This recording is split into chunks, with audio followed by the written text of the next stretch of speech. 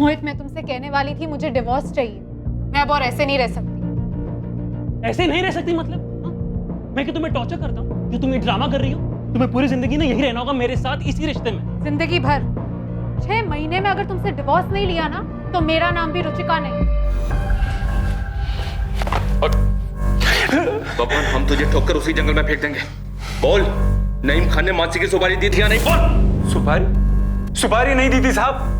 पैसे लेते उस लड़की मानसी को ढूंढ के लाने के लिए, और हमने ढूंढा भी खूब उसे। लेकिन जब उसकी लाश की खबर मिली तो मैंने नईम खान को उसके आधे पैसे भी दे दिए थे वापस। ये लीजिए, जितना ढूंढने में खर्च हुआ है उतना ही काटा नहीं। लड़की को मारा किसने कुरैशी? इस सवाल का जवाब आपके घर में है, वो बाहर ना ढूंढिए साहब। खुदा। लखन, अगर तुम हमें फैज की खबर या उसकी लाश के बारे में नहीं बताएगा तो तू यहीं सड़ेगा। और याद रखना, यहाँ से निकलने के लिए तू एक मिनट तड़पेगा। साहब, मुझे सच में कुछ नहीं पता। साहब, वो फैज की खुदकुशी के बारे में सुनते ही रामजी भाई ने मुझे फोन किया था साहब। अरे कैसे पैसे रामजी भाई?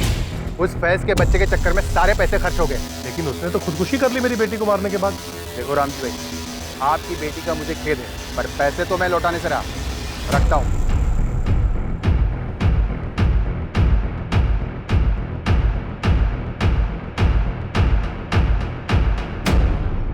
हिस्ट्री शीटर्स ने नईम और रामजी के बयानों का पुष्टिकरण किया था, पर पुलिस फिर भी उनके साथ कोई चांस नहीं ले रही थी और ना ही साहिल को क्लीन चिट दी जा रही थी। दिल्ली कौन गया था लेटर्स पोस्ट करने? मैम, मैंने कोई लेटर नहीं भेजे। मानसी मारी जा चुकी, भाई भी जा चुके, मुझे भी मार डाल। नहीं जीना है मुझे।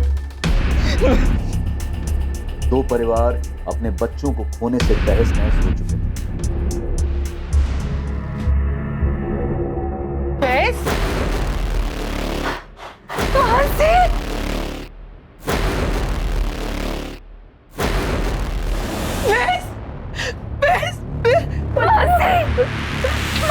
तू ठीक है ना? कहाँ चली गई बेटा? कहाँ चली गई थी मानसी?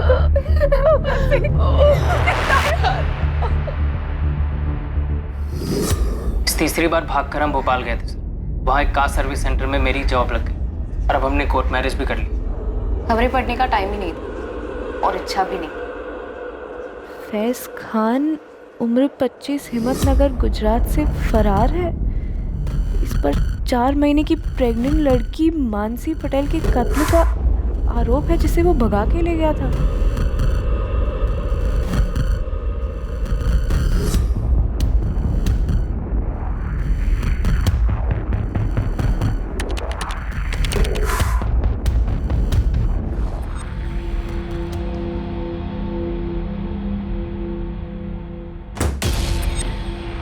क्या हुआ मानसी? डर की मारी हम 3 दिन घर में ही बैठे रहे, कैदियों की तरह। और फिर वो सेकंड झटका आया जब वो लेटर्स वाली खबर आई। सुन मानसी, मेरे नाम से लिखे गए ये सुसाइड लेटर्स फर्जी हैं, और हम फर्जी नहीं, और ना ही हमारी शादी फर्जी है। पता नहीं कौन है जो तुम्हारा मर्डर, ये लेटर और मेरे सुसाइड की झूठी अफवाहें फैला रहा है। और क्यों? मुझे लगता है हमें मैं बैग पैक कर ली थी। 1 घंटे में अहमदाबाद एक्सप्रेस निकली। अनरिजर्व तो अनरिजर्व सही, चलते और यह सारा ड्रामा खत्म करते। ये कल रात की बात थी और आज हम दोनों आपके सामने बैठे, बिल्कुल जिंदा और उतने ही प्यार में जितना 1 साल पहले थे। और अब हम शादी भी कर चुके। और मैं प्रेग्नेंट नहीं हूँ, लेकिन आप लोगों को शक करने की आदत है। ये चाहे तो टेस्ट करवा सकते हैं। आप लोग सब बाहर वेट कीजिए। हमने डीएनए टेस्ट करवाया नहीं। रामजी पटेल ने बोला कि मानसी की बॉडी है, हमने भी मान लिया कि मानसी ही है। ये मानसी है। बड़ी भूल हुई सर, डीएनए टेस्ट कराना चाहिए था। सर, लाश के अंश बचा कर रखे हैं, केस क्लोज होने तक वो लैब में रहेंगे। शुक्र है, विक्टिम को आइडेंटिफाई करने में कुछ तो आसानी होगी। सर, इस रामजी पटेल और सविता पटेल ने बॉडी की शिनाख्त की थी। हो सकता है जानबूझ के की।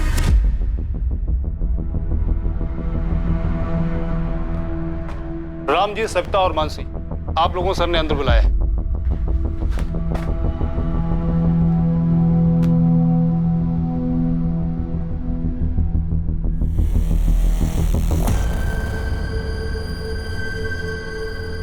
आप लोग मेरे साथ आइए। मानसी, क्या लगता है तुम्हें वो चिट्ठियां लिखकर फैज को कौन फंसाना चाहता होगा? बाकी लोगों का मुझे नहीं पता सर, लेकिन मैं एक आदमी को जानती हूँ जो फैज को फंसाना चाहता था।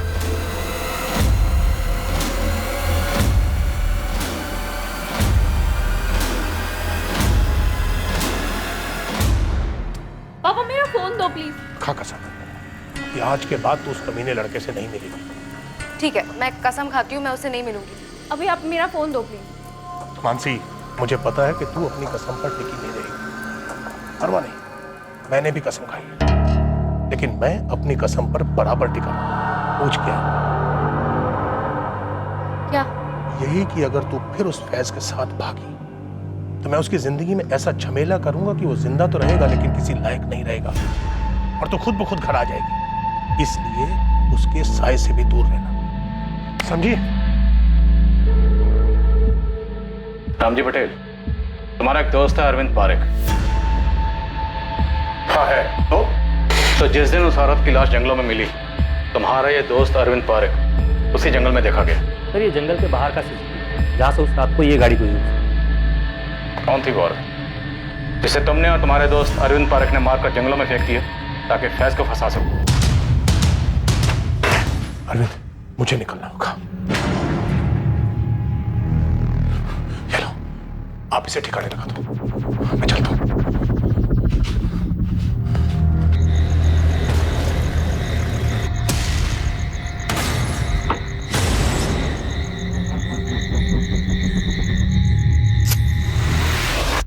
ये क्या बोले जा रहे हैं? मेरी बेटी ने कुछ बोल दिया तो कहानियां बनाई जा रहे हैं। चिट्ठी अरविंद भेजता है दिल्ली से, या उसका वहां आना जाना लगा रहता है? फैज, तुम और मानसी जब से हिम्मतनगर से निकले, कहाँ कहाँ रुके, किस किस से मिले, कौन कौन से फर्जी डॉक्यूमेंट्स बनवाए, किसके जरिए बनवाए, भोपाल में घर कैसे मिला, जॉब कैसे मिला, सब कुछ एक एक करके लिखवाए। लेकिन सर मेरी डिटेल से उस लवारिस लाश का क्या ताल्लुक? क्या ताल्लुक है? इसलिए तो इतने सवाल कर रहे हो। भैंस बेटा तो साहब बोल रहे हैं वो लिख दे ना। साहब, अब हमें जाने दीजिए। अब ये तो कोर्ट तय करेगा कि आप लोग कहाँ जाओगे, घर जाओगे या जेल जाओगे। साहब कुरैशी भी बोल चुका है कि सुपारी नहीं थी। बोलने का क्या है नईम खान, बोलने को तो फैज ने भी कहा था ना तुमसे कि वो अहमदाबाद की किसी शादी में गवाह बना था। साहिल ने हमसे बोला था कि मानसी उसकी सिर्फ क्लासमेट है। मैं भी तो बोल सकता हूँ कि कुरैशी ने उस औरत को मानसी समझ के मार डाला। तुम तीनों ने मिलकर ये साजिश रची। अरे बेटा, जैन साहब तो यूं ही कुछ भी बोले जा रहे हैं। वही तो नईम खान, बोलने से बात सच नहीं होती है, सच होती है सबूतों से और गवाहों से। सबूत हम कुरेद के निकाल लेंगे और गवाह जहन्नुम से ढूंढ निकालेंगे। समझ में आया? इस अरविंद पारेख को तो हम ढूंढ ही लेंगे, इसे ढूंढेंगे, इसे तोड़ेंगे और ये बोलेगा। याद रखना, अगर हमें पता चला कि ये सब कुछ तुम्हारा किया धरा है, तुम बच नहीं पाओगे। मैंने बस एक बेवकूफी की है जो उस लखन पांडे को पैसे दिए थे फैज को ढूंढने के लिए। इसके अलावा और क्या किया मैंने? मेरी बेटी तीसरी बार घर से भागी थी, उसकी शिकायत लेकर मैं इसी पुलिस स्टेशन में आया था, लेकिन आप लोगों ने मुझे भगा दिया और फिर उस लाश को मानसी की लाश बताया। किसने? आपने। मैंने बस मान लिया कि वो मानसी। सर जरा सोचिए, अगर अरविंद ने और मैंने उस औरत को मिलकर मारा फैज को फंसाने के लिए, तो क्या हमारी इस चाल में प्रांतिज के पुलिस वाले भी शामिल थे जिन्होंने उस लाश को मानसी की लाश बताया? क्या आप लोग भी शामिल थे जिन्होंने उसको मानसी बताया, ताकि मैं यहां आकर मुंडी हिला हिलाकर कहूं कि हाँ ये मानसी है, हाँ ये मानसी है? तो मैं शू बात करूं चुस्को।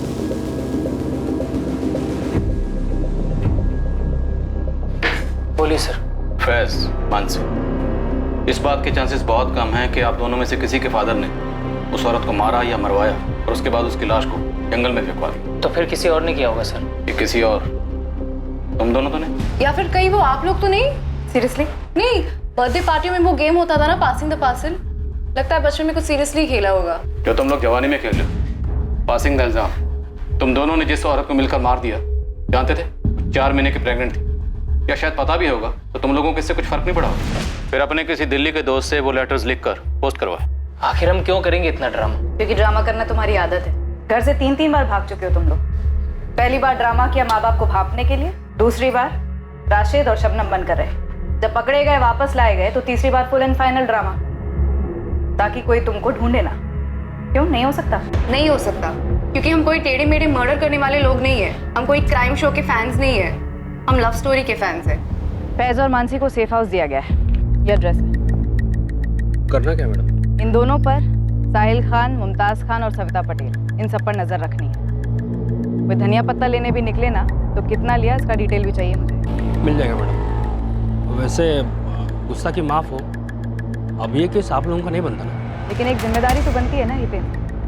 किसी ने हमारे साथ खेल खेला है ये चिट्ठियां भेजकर, और ये लेटर राइटर अगर हमारे संदिग्धों में हुआ तो ये केस अब भी हमारा है।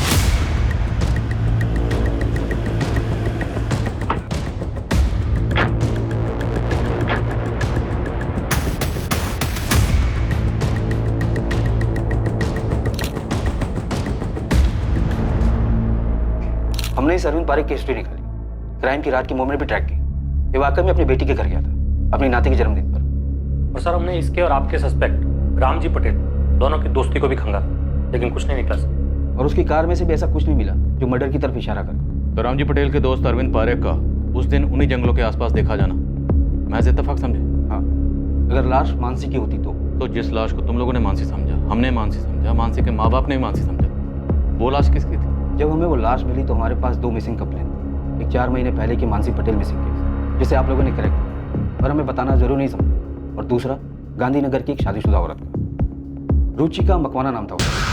सर जब हमने वो लाश मिली उसके 2 दिन पहले गांधीनगर में उस लड़की की मिसिंग कंप्लेंट फाइल हुई।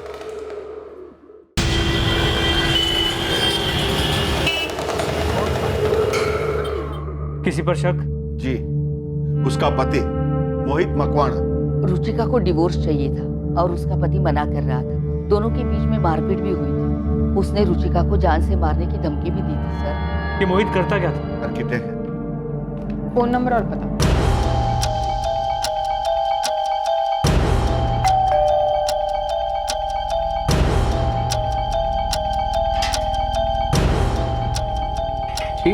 मोहित मकवाना, रुचिका मकवाना आपकी बीवी है? हाँ है। क्या हुआ रुचिका को? ये तो मुझे पूछना चाहिए। क्या किया रुचिका के साथ? मैंने कुछ नहीं किया, सारा दिन साइट पर था, थक कर सोया था। रात के 1:15 बजे आपकी बीवी घर से गायब है और आप आराम से सो रहे थे। उस दिन से मोहित मकवाना कजौली गांधीनगर की कस्टडी में है। तो लाश की डिटेल सबसे पहले तुम लोगों ने गांधीनगर पुलिस स्टेशन भेजी? जी हाँ, पर वहाँ से नेगेटिव जवाब आया। क्यों? पोस्टमार्टम रिपोर्ट के मुताबिक मौत गला घुटने की वजह से हुई और उसके बाद बॉडी को जलाया गया। औरत 4 महीने पेट से थी।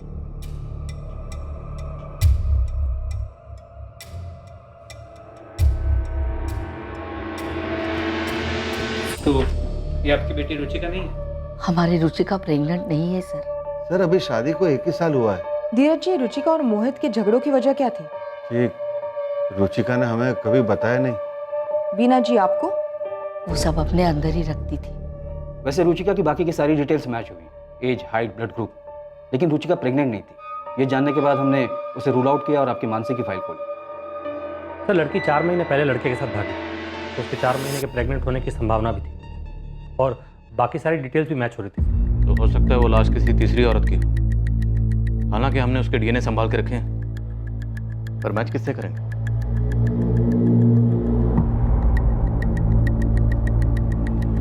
हो सकता है सर लाश को किसी और जगह से लाया गया और उसे जलाकर प्रांतिज में फेंक दिया हो। गरीब औरत होगी, आगे पीछे कोई नहीं। हमारे संदिग्धों में से किसी ने मारा हमें गुमराह करने के लिए। ये जली हुई लाश फैज और मानसी के केस से कनेक्टेड तो बिल्कुल है। भले इस वक्त हमारे पास कोई पुख्ता सबूत नहीं है, पर वो लेटर्स उन्हें नजरअंदाज नहीं कर सकते। वो पक्का किसी साजिश का हिस्सा।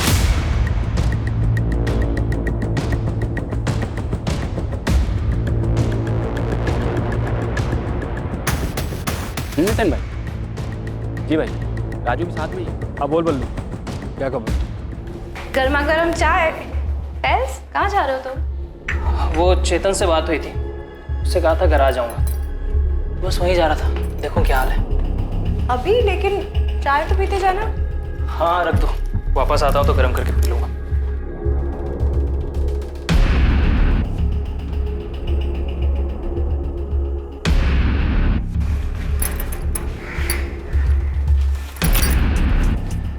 हेलो हेतल, मानसी।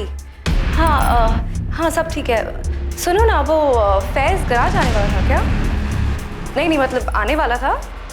नहीं ऐसे ही पूछ रही थी। मैं रखती हूँ। हाँ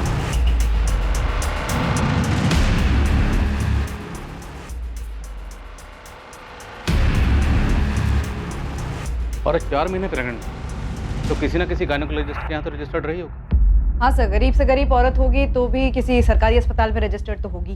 यहीं से शुरू करो। हमारे गुजरात के जितने भी सरकारी हॉस्पिटल हैं सब जगह खंगालो, पता करो कि 3 जून को गायब हुई वो 4 महीने की प्रेग्नेंट औरत कौन थी। बाकी पैरामीटर्स हैं हमारे पास मैच करने के लिए। जी सर, पूरे स्टेट में सैकड़ों सरकारी अस्पताल हैं जहाँ लाखों यंग औरतें 4 महीने प्रेग्नेंट रही होंगी। तो माना का दायरा काफ़ी फैला हुआ है, लेकिन करना तो पड़ेगा। सरकारी हॉस्पिटल के साथ साथ जितने भी प्राइवेट हॉस्पिटल और क्लिनिक्स सब जगह खंगालो, सब जगह पता करो। जी सर, हितेन का फोन था। उसके खबरी बल्लू और राजू रामजी पटेल और नईम खान को फॉलो कर रहे थे। रामजी पटेल और नईम खान के बीच में एक मीटिंग हुई।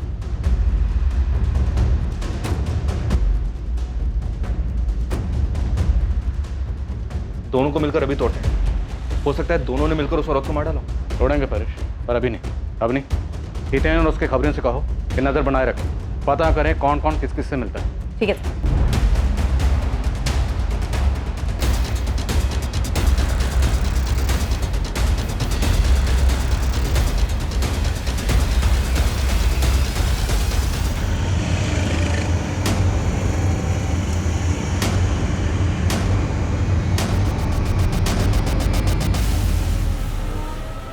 जी, ये रुचिका मखमाने मेरी पेशेंट ही थी। कौन सा ट्राइमेस्टर था इसका? दूसरा स्टार्ट हुआ था और मेरा लास्ट अपॉइंटमेंट इसके साथ 11 मई को हुआ था। रुचिका सब कुछ एकदम नॉर्मल है, बच्चे की ग्रोथ भी एकदम परफेक्ट है। बस मैं तुम्हें कुछ सप्लीमेंट्स लिख देती हूँ, उन्हें तुम टाइम पे लेती रहना, बाकी तो सब नॉर्मल है। डॉक्टर, अगली सोनोग्राफी की डेट क्या है? रुचिका, नेक्स्ट मंथ 3 जून को तुम्हारे 4 महीने पूरे हो रहे हैं, तो वो डेट ठीक रहेगी तुम्हारे लिए? जी, थैंक यू। फिर 3 जून को तो वो आई ही नहीं। हमें उसकी बॉडी 3 जून को ही मिली, तो अगर ये लाश रुचिका की थी तो उसका मर्डर 3 जून को ही हो गया होगा। रुचिका ने कभी आपसे कोई ऐसी बात कही कि उसकी फैमिली बच्चे से खुश नहीं थी? नहीं, मुझसे तो उसने कभी भी ऐसी कोई बात डिस्कस नहीं की थी। खुश लगती थी हमेशा, एकदम नॉर्मल।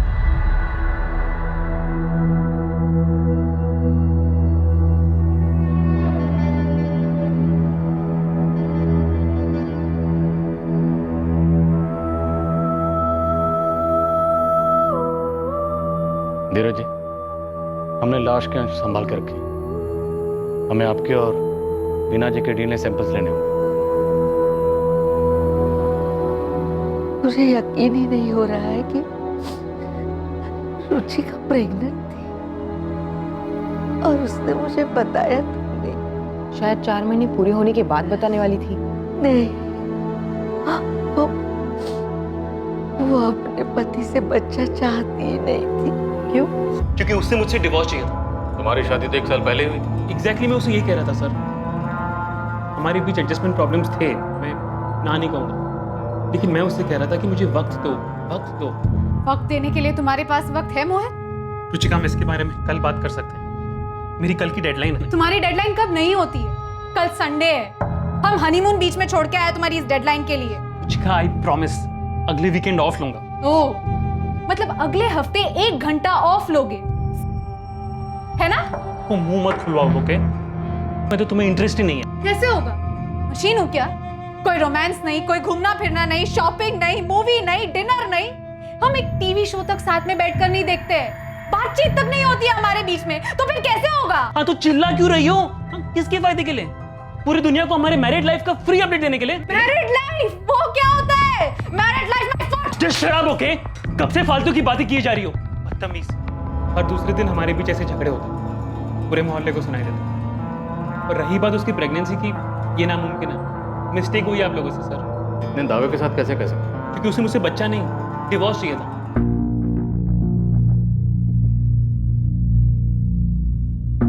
रुचिका, मुझे तुमसे कुछ कहना है। मुझे भी। रुचिका, देखो, मैं सोच रहा था कि हमारे बीच इतना टेंशन है, अगर हम बच्चा करें तो शायद चीजें बेहतर हो। हाँ, मोहित, मैं तुमसे कहने वाली थी मुझे डिवोर्स चाहिए। मैं अब और ऐसे नहीं रह सकती। ऐसे नहीं रह सकती मतलब? हाँ? मैं कि तुम्हें टॉर्चर करता हूँ जो तुम ये ड्रामा कर रही हो? तुम्हें पूरी जिंदगी ना यही रहना होगा मेरे साथ, इसी रिश्ते में। जिंदगी भर। 6 महीने में अगर तुमसे डिवोर्स नहीं लिया ना तो मेरा नाम भी रुचिका नहीं। पिछले 6 महीने से वो अलग सोती थी। हमारे बीच सिर्फ सन्नाटा था, ढेर सारा गुस्सा था। तो बच्चा कहाँ से होता सर?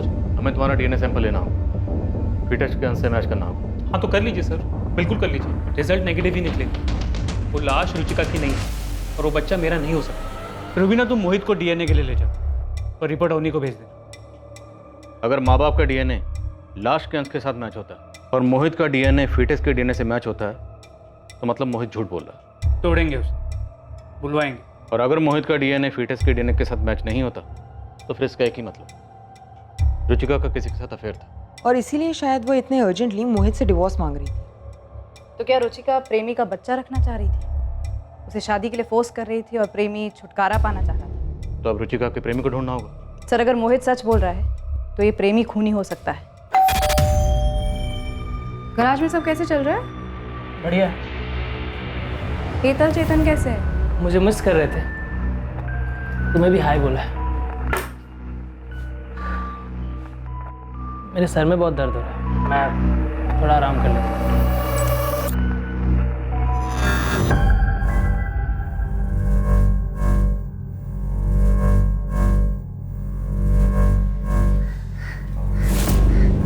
फोन पे फोन किए जा रही थी मैं। कहाँ गए थे आप?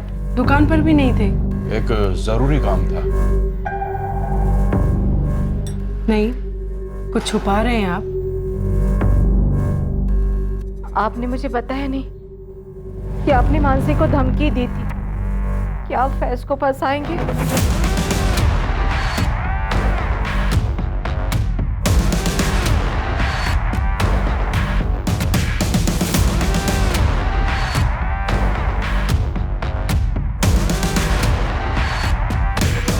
सर, रुचिका के माँ बाप धीरज और बीना चावड़ा के डीएनए लाश के डीएनए से मैच हो गया है। रुचिका मकवाना की ही लाश है। मोहित का डीएनए? फीटस से उसका डीएनए मैच नहीं हुआ। क्या? तो मतलब रुचिका के पेट में जो बच्चा था वो उसके पति मोहित से नहीं था? शायद रुचिका का जिसके साथ अफेयर था और जो उस बच्चे का बाप था उसने रुचिका को मार दिया। रुचिका के कॉल रिकॉर्ड से कुछ मिला? All clear. हमारे स्टार खबरी हितेन और उसकी टीम को कहो मुझे आके मिलो, मैं बात करूँ। तुम कहीं जा रहे हो? सर आज क्यों? ऐसे।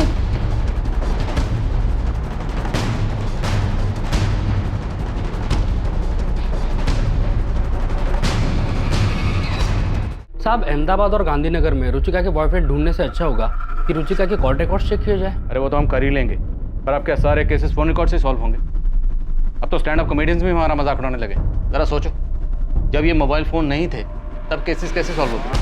सूंघ का, मैदान में कूद जाओ मैदान में।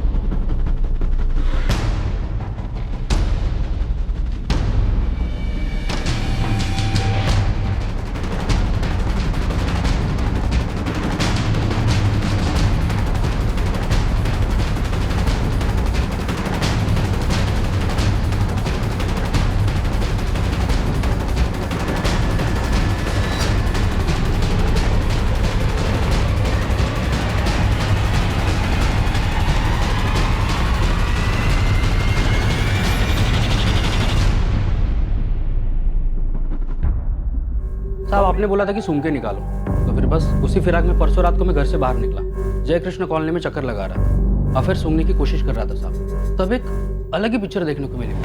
पिक्चर? हाँ साहब, एकदम ड्रामे वाली, वो रुचिका और मोहित के बिल्कुल बगल वाले घर से।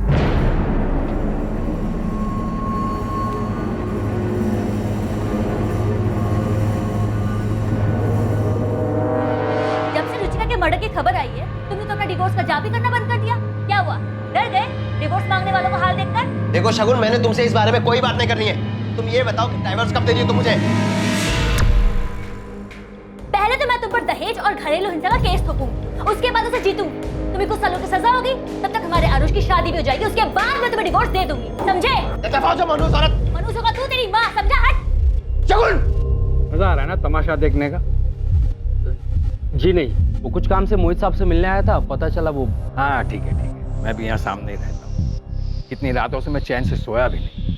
इनके झगड़े की वजह से 12 नंबर की रुचिका मोहित से डाइवोर्स लेने के लिए गला फाड़ती, और ये नीलेश अपनी पत्नी शगुन से डाइवोर्स लेने के लिए चीजें तोड़ता रहता है। रुचिका का तो फिर भी ठीक है, 1 साल की ही शादी है, कोई बच्चा भी नहीं है। लेकिन ये नीलेश, उसका तो 7 साल का बच्चा है, फिर भी डाइवोर्स क्यों भाई? और अब तो रुचिका का मर्डर भी हो। साहब मुझे तो बस बू आ रही है। वो रुचिका के कॉल रिकॉर्ड से कुछ मिला नहीं, मैडम ने बताया मुझे। लेकिन हो सकता है कि रुचिका को कभी कॉल करने की ज़रूरत ही ना पड़ी हो। ये भी हो सकता है कि रुचिका का वो आशिक उसके बगल वाले घर में रहता हो, नीलेश बारोट। इस अफेयर का कोई सबूत? साहब बिना सबूत का तो मैं खड़ा ही नहीं हो पाता। इसे देखा है कभी यार? पुलिस से हूँ।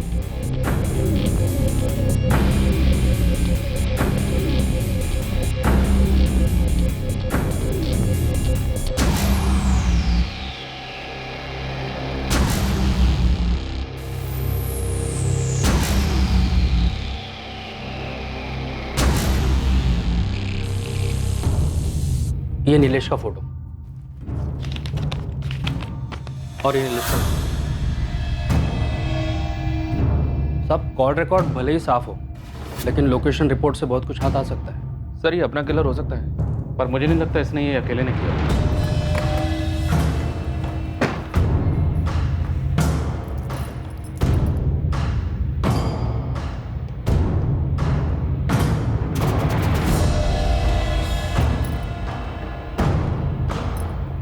हेलो चेतन, फैज आया था क्या गराज?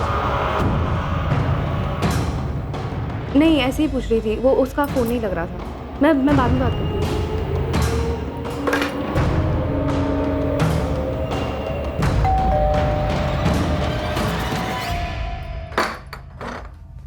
तुम गराज नहीं गए थे? तुम्हें कैसे पता? तुम मेरा पीछा कर रही थी, मुझ पर शक कर रही हो? झूठ बोलने वालों पर शक ही किया जाता है फैज। देखो मुझे सच सच बताओ, उस औरत के मर्डर में तुम्हारा हाथ है क्या, या फिर तुम्हारी अम्मी अबू का? आप बकवास कर रही हो। अगर यही बात मैं तुमसे कहूँ तो इस औरत की मर्डर में तुम्हारा और तुम्हारे मम्मी पापा का हाथ है? फैज झूठ तुम बोल रहे हो, तुम मुझसे कुछ छुपा रहे हो। अगर तुम अभी के अभी मुझे सच सच नहीं बताया ना तो मैं पुलिस के पास जा रही हूँ, मैं बता रही हूँ तुम्हें। जहाँ जाना है जा।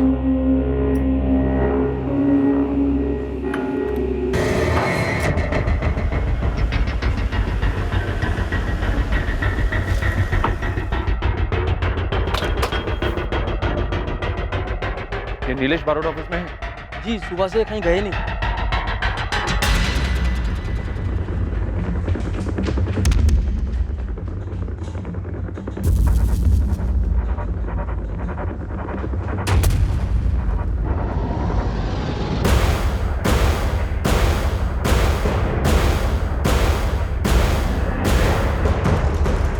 मानसी, मानसी, मानसी, सच में पुलिस के पास तो नहीं चली? The number you have dialed is currently unavailable.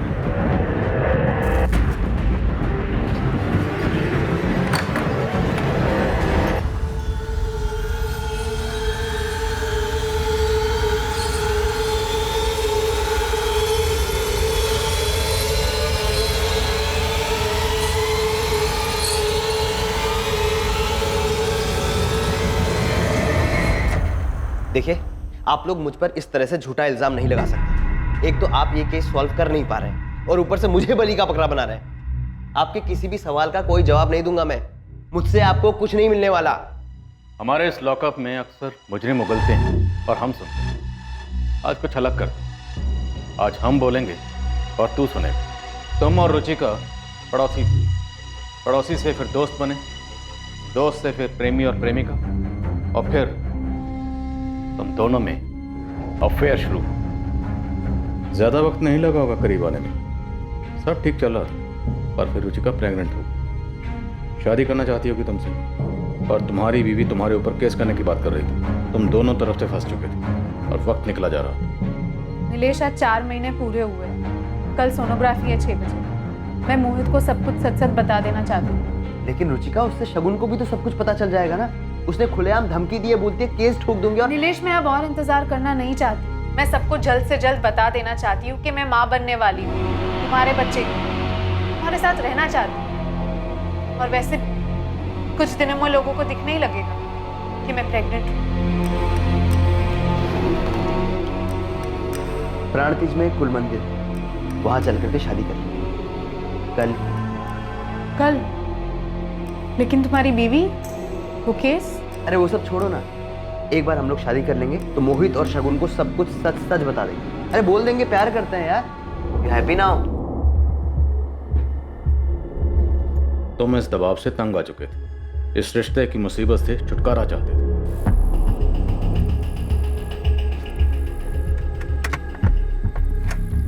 हाँ क्यों रुके? कुल मंदिर तो आगे है ना? अरे वो पंडित जी का परिवार है पास में, 10 मिनट मिल लेते हैं उनसे और फिर मंदिर भी पास में, पैदल पैदल निकल जाए। ठीक है चलो।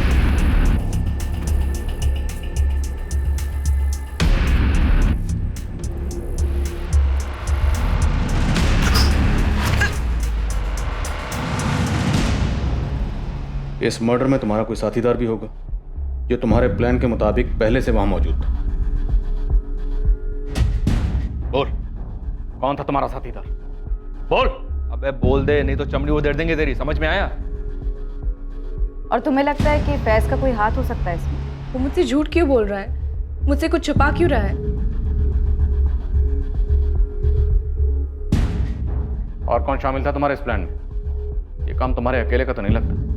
तुमने और तुम्हारे साथी ने पहले रुचिका का कत्ल किया और फिर उसकी बॉडी को ठिकाने लगा।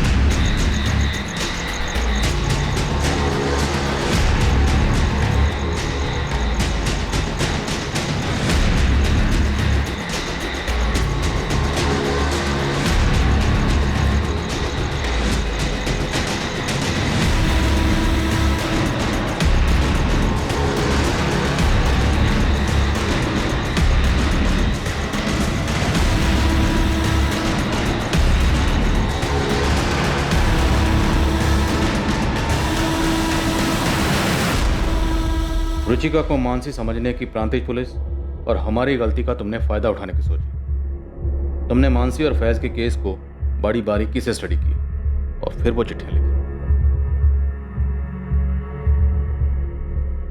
कोई साथीदार था या ये सब अकेले ने किया? आपके पास मेरे खिलाफ एक भी सबूत नहीं, एक भी। तुमने फैज की किसी और से बात होते हुए सुनी? कोई मिलने आया था उससे? ये भैया बस यहीं रोक दीजिए।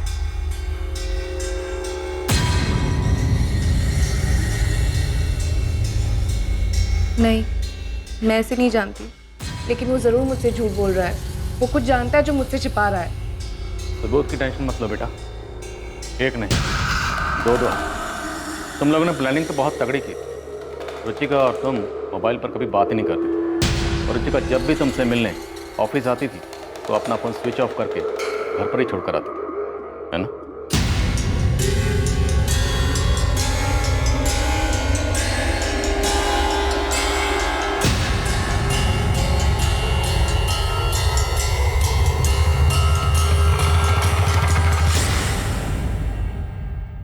पर 3 जून को तुमसे गलती हो गई।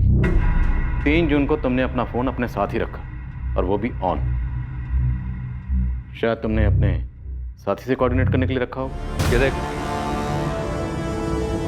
इन फोन लोकेशन के हिसाब से मर्डर वाली रात तेरे फोन की लोकेशन ठीक उसी जगह थी जहां पर रुचिका की लाश मिली। हमने रुचिका के पेट के फीटस का डीएनए संभाल के रखा है। वो सैंपल अब तुम्हारे डीएनए से मैच होगा। तू भी जानता है रिजल्ट क्या आएगा?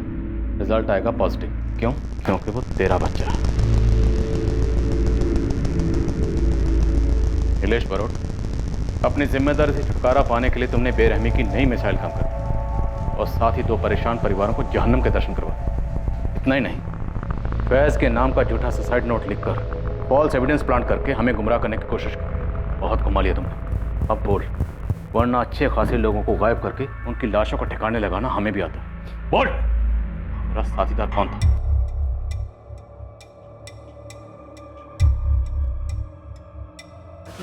मानसी प्लीज, मुझे तुमसे कुछ बात करनी। Ma'am 1 minute.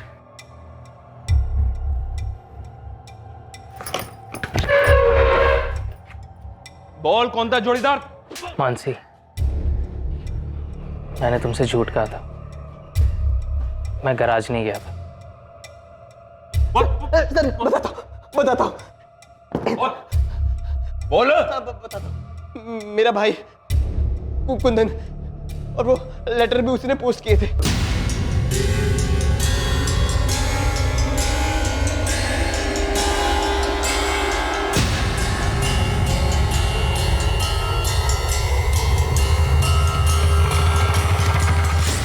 फैज, तुम आखिर गए कहाँ थे? मैं अपने घर गया था अपनी अम्मी से मिलने। मुझे उनकी बहुत याद आ रही थी मानसी, लेकिन इसके पीछे कोई साजिश नहीं है। तुम्हें नहीं आती अपने मम्मी पापा की याद? मैंने उसे धमकी दी थी क्योंकि मैं उसका भला चाहता हूँ, बाप हूं मैं उसका। लेकिन मानसी हमसे नफरत करती है। अब नहीं करेगी। मैं नईम खान से मिलने गया था। क्या? हाँ बोलो, क्यों बुलाया मुझे? नहीं, जो होना था सो हो गया। बच्चों ने शादी भी कर ली, अब हमें भी स्वीकार करना चाहिए। इस सब में पुलिस भी हमें सुपारी देने वाला समझ नहीं। जो मैं तो हूं नहीं, आपके बारे में मुझे पता नहीं। मैं भी नहीं, मैं तो बस अपनी बच्ची का भला चाहता हूं, जो आप भी चाहते हैं फैज के लिए, है ना? ठीक कह रहे हो रामजी भाई, इस बात पे मिट्टी डालते हैं। इन दोनों बच्चों की मर्जी कबूल कर लेते हैं। फैज, अगर इतनी सी बात थी तो तुमने मुझे पहले क्यों नहीं बताया? तुम्हें क्या लगा कि मैं तुम्हें तुम्हारी अम्मी से मिलने नहीं दूंगी? नहीं मानसी, ऐसी बात नहीं है। तुम अपने घर वाले से मिलने नहीं चाहती थी, और मैं नहीं चाहता था कि मुझे मेरे घर जाते तक तुम्हें बुरा लगे। लेकिन हमारा प्यार सच्चा है मानसी। लेकिन हमारे माँ बाप भी तो, जो भी हुआ अपनी जगह तो वो ठीक ही थे। बगावत हमने की, हमारा भाग कर शादी करना सिर्फ उतना ही नहीं रह गया, एक मर्डर केस भी जुड़ गया। इतने परेशान हो गए ऐसे। मानसी, मुझे लगता है तुम्हें भी अपने मम्मी पापा से मिल लेना चाहिए। एटलीस्ट हम ट्राई करके तो देखें। माफी मांग लो, माँ बाप है, मान ही जाएंगे। नीलेश बारोट और उसके छोटे भाई कुंदन पर धारा 302 के तहत डबल मर्डर के चार्जेस लगे हैं, रुचिका के और उसके पेट में पल रहे बच्चे के मर्डर के जुर्म में। साथ ही धारा 120 के तहत सबूत मिटाने और पुलिस को गुमराह करने के चार्जेस भी लगाए गए हैं। मोहित मकवाना को जुडिशियल कस्टडी से रिहा कर दिया गया है और उसके खिलाफ सारे चार्जेस खारिज कर दिए गए हैं। रुचिका के पेरेंट्स को उसके अफेयर और उसके मर्डर की हकीकत को मानने में काफी समय लगेगा। फैज और मानसी ने हिम्मतनगर में ही रहने का फैसला कर लिया है। फैज अपने गराज लौटा है और मानसी ग्रेजुएशन के साथ पार्ट टाइम जॉब कर रही है। उन दोनों के परिवारों ने उन्हें सपोर्ट करने का फैसला किया है। अभी तक किसी भी बिरादरी के ठेकेदारों ने कोई खास आपत्ति नहीं जताई।